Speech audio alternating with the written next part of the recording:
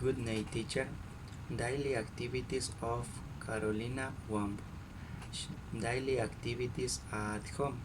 She gets up at 7 in the morning every morning. She has a cup of coffee and prepared breakfast. She brushes his teeth and changes their clothes. After finish the tasks, I will cook to lunch.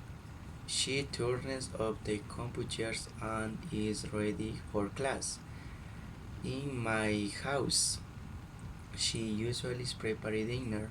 She watches TV comedy shows. She does tries homework. She hopes they come to keep the cars here in the house. She is going to sleep and it doesn't take me long to fall asleep. Daily activities at work. She always checks their emails when get to work. She takes a taxi or a bus if she has a meeting. She always takes a bus because it's the more accessible.